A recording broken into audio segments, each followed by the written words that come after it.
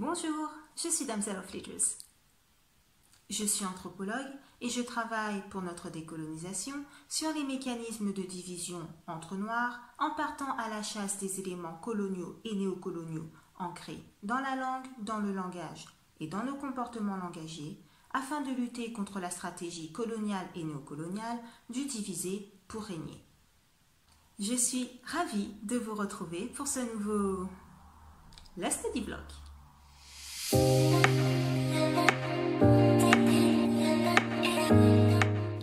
Dans l'épisode 5 de le Study Vlog, nous avons parlé du complexe du sauveur blanc et avons mis en avant cette figure du papa blanc à laquelle nous, êtres colonisés, pouvons inconsciemment nous soumettre.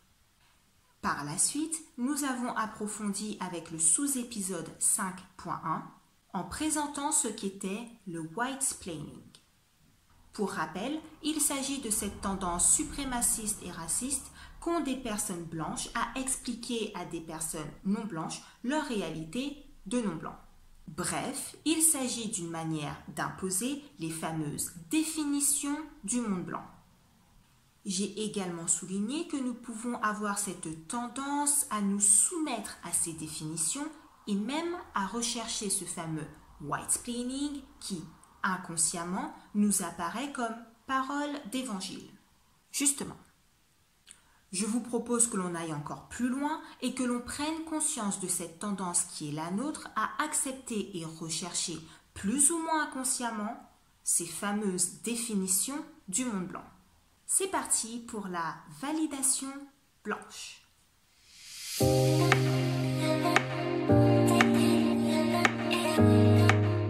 Avant toute chose, et vous l'avez déjà compris, nous sommes dans des réflexions qui suivent une certaine logique. Si vous êtes nouveau ou nouvelle sur la chaîne, je vous conseille vraiment de prendre votre temps et de commencer depuis l'épisode 1, afin de vous familiariser avec les notions et termes que j'emploie désormais en partant du principe que nous sommes tous sur la même longueur d'onde. De même, si vous êtes déjà familier de le Study Vlog, n'hésitez pas à revisionner l'épisode 5 et le sous-épisode 5.1 avant de poursuivre la lecture de cette vidéo. Allez-y, je bouge pas. Alors, le syndrome de la validation blanche a notamment été exposé par Amma Mazama dans un chapitre d'une dizaine de pages intitulé Cognitive Hiatus and the White Validation Syndrome, an Afrocentric Analysis. Vous retrouverez ce chapitre dans Black African Communication Theory, édité en 2018 par Kebuma Langmia et dont je vous recommande la lecture. Cependant, vous connaissez déjà les auteurs que je chéris, et dans le Study Vlog, on essaye de rendre les choses plus abordables, ce qui n'est pas forcément le cas, je trouve, avec Mazama. Même si nous n'y retrouvons pas le terme, la validation blanche est expliquée en long, en large et en travers là-dedans. Expliquer la validation blanche tient en 2 phrases que nous retrouvons dès l'introduction de Peau noire, masque blanc et dont nous avons déjà parlé. C'est un fait. Des blancs s'estiment supérieurs aux noirs. C'est encore un fait. Des noirs veulent démontrer aux blancs, coûte que coûte, la richesse de leur pensée, l'égale puissance de leur esprit. C'est tout. Fanon présente l'impact profond de la colonisation et de l'esclavage sur les Noirs, même des années après les dites périodes de colonisation et de mise en esclavage. Il pose le concept de masque blanc pour décrire les comportements qui résultent d'eux et prouvent l'aliénation qui pousse les Noirs à vouloir être blancs. Je souligne à vouloir être blanc. Ce qu'il faut bien comprendre, et contrairement à ce que l'on pense lorsqu'on parle d'aliénation ou de colonisation des esprits, comme je préfère, c'est que cette volonté n'est pas forcément consciente. Et j'irais même jusqu'à affirmer qu'avec la mystification et les écrans de fumée savamment mis en place depuis des générations, cette volonté est surtout, à l'heure actuelle, complètement inconsciente. Souvenez-vous de l'épisode 3 sur la zone grise. Alors qu'on est très enclin à repérer parmi nous les vendus à partir de critères visibles, nous sommes complètement aveugles quant à notre propre participation banalisée, normalisée et donc inconsciente à la zone grise, ce qui fait de nous des vendus. Pour rappel, nous sommes dans un monde blanc, c'est-à-dire un monde défini par l'homme blanc pour l'homme blanc. Ces définitions favorisent donc forcément l'homme blanc. Surtout, ces définitions posent ce monde et la blanchité en termes positifs par rapport au non-blanc et pour ce qui nous concerne, par rapport au noir. Dans un monde blanc défini par l'homme blanc, pour l'homme blanc, et dont toutes les définitions sont blanches, la blanchité est la norme. Le blanc est forcément supérieur. Il est porteur de civilisation. Il est l'incarnation de la sagesse et de l'intelligence. Et en même temps que le blanc a intériorisé sa supériorité, le noir a non seulement intériorisé, épidermisé son infériorité, mais il a également intériorisé que le blanc, le monde blanc et tout ce qui émane de ce monde est supérieur et surtout la norme. Et c'est parce que nous sommes dans un monde blanc que, je cite, « Pour le noir, il n'y a qu'un destin, et il est blanc. » Pour être humain, le noir doit recevoir l'approbation du monde blanc. Et de par l'intériorisation, l'épidermisation à la fois de notre infériorité et anormalité et de la supériorité et normalité du blanc, nous cherchons inconsciemment cette approbation, cette validation.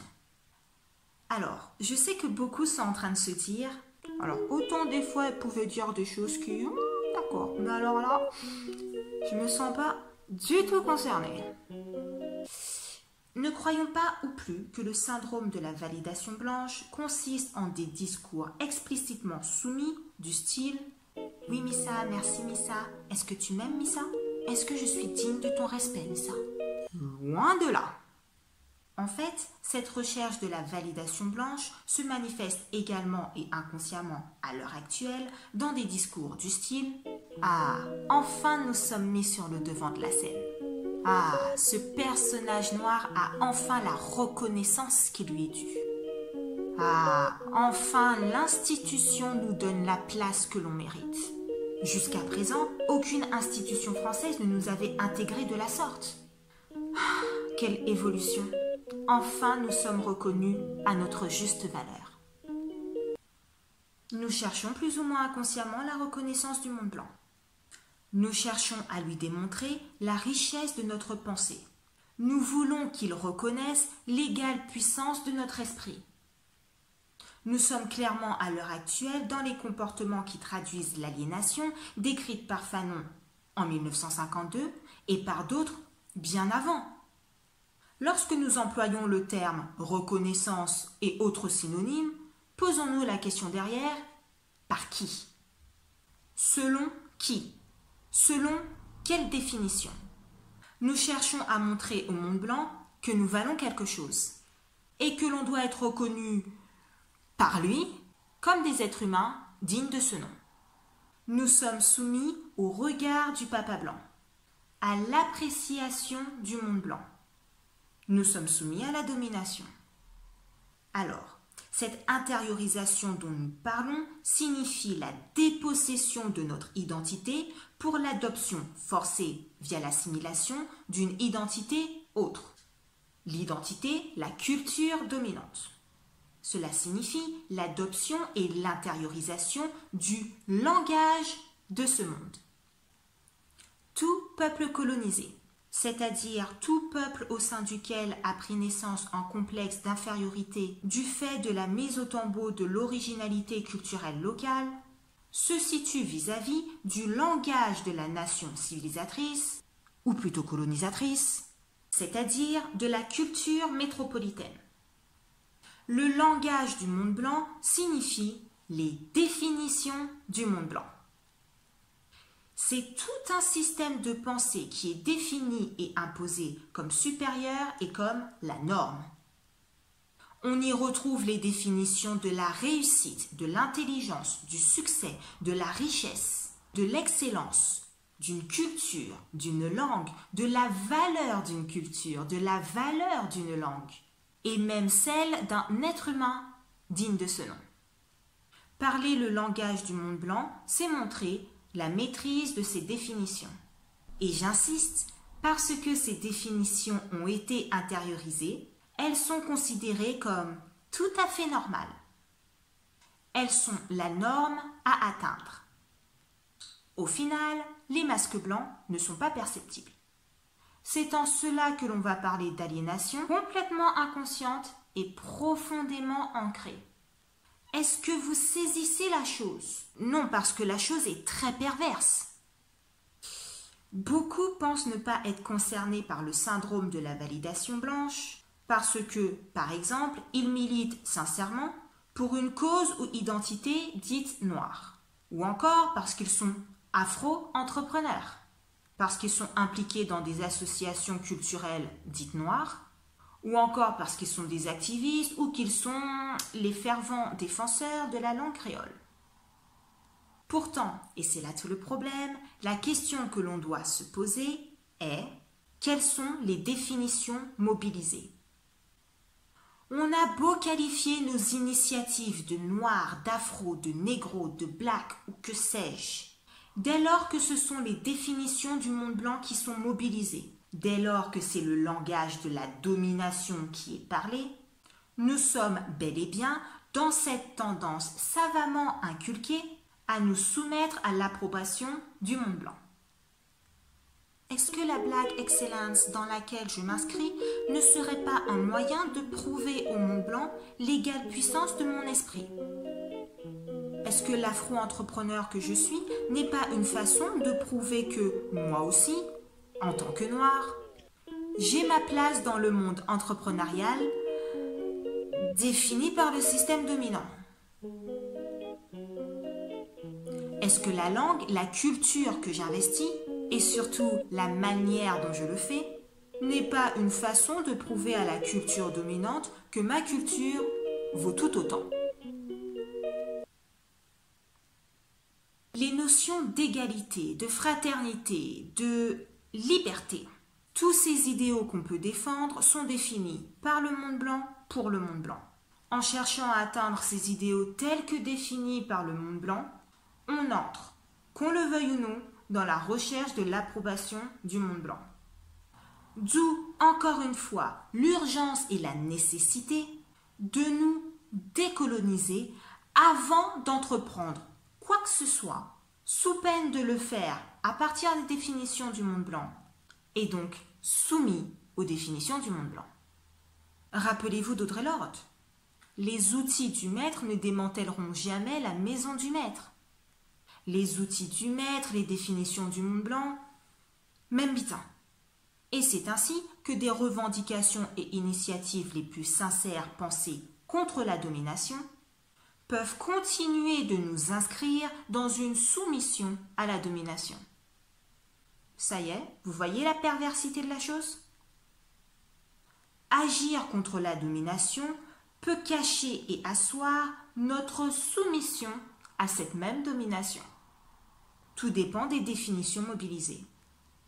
Pause dramatique, je vous laisse digérer tout ça. Pour ceux qui ont participé ces derniers mois au live de Damsel of Letters, vous devez normalement avoir tout de suite en tête le live numéro 2 lorsque nous avons étudié ensemble l'institutionnalisation de la langue créole. C'est dans une entreprise sincère d'affirmation identitaire que la langue est pourtant inscrite dans un cadre défini par la culture dominante et créée selon les termes de cette même culture. Du statut au comment en passant par le pourquoi ou pourquoi, nous sommes dans une recherche de la reconnaissance du papa blanc, dans une recherche de la validation blanche. Nous sommes complètement soumis tout en prônant sincèrement notre émancipation, notre liberté, en investissant un de nos emblèmes les plus significatifs, le créole. Et pourquoi ? Parce que les êtres colonisés que nous sommes ont intériorisé les définitions de la culture dominante d'une langue et de la valeur d'une langue. Vous vous en rappelez? Nous avons également vu cela dans le live numéro 7, lorsque nous nous sommes posé la question: nos musées et autres expositions présentées pour nous et par nous sont-ils des temples néocoloniaux? Si vous n'avez pas participé à ces lives et que vous vous demandez ce que je peux bien être en train de raconter, pas de panique. Les prochaines dates pour les lives de Damsel of Letters vont bientôt être mises en ligne. Quoi qu'il en soit, et pour terminer, c'est pour cela que James appelle à refuser d'accepter les définitions du monde blanc. Le pouvoir du monde blanc est menacé à chaque fois qu'un noir refuse d'accepter les définitions du monde blanc. Il n'a pas dit qu'il faut apprendre à composer avec. Il n'a pas dit de bien les maîtriser afin de pouvoir ensuite les retourner à notre faveur. Ce qui est d'une arrogance complètement suicidaire, soit dit en passant.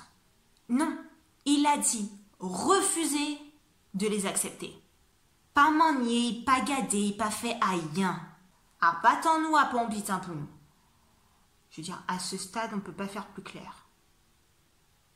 C'est également pour cela que l'on parle de décolonisation, de déconstruction. Les masques blancs ne sont plus seulement ces masques que l'on porte grossièrement et qui nous poussent à nous traiter les uns les autres de vendus ou de bounty, par exemple.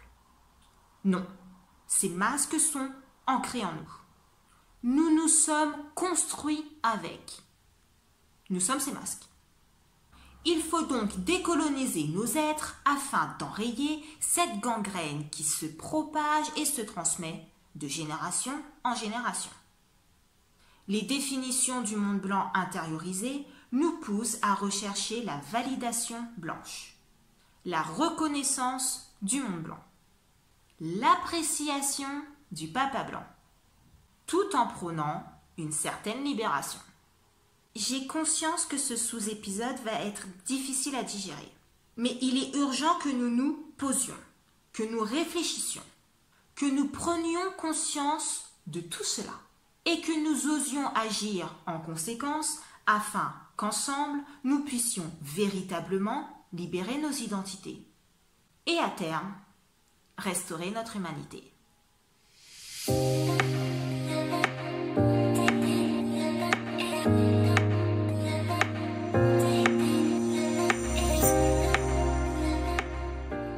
Merci d'avoir regardé ce nouveau sous-épisode de Le Study Vlog. Comme d'habitude, nous nous retrouvons sur Instagram ainsi que sur l'espace de discussion disponible sur l'application du blog. N'hésitez pas à faire un tour sur mon blog damselofletters.com et de vous y inscrire afin d'en suivre les prochains événements. N'oubliez pas de liker, de partager ce sous-épisode et de vous abonner à ma chaîne afin de ne manquer aucune nouvelle vidéo et de soutenir mon travail. Je suis Damsel of Letters et je vous dis à bientôt pour un prochain épisode ou sous-épisode de Le Study Vlog. Au revoir.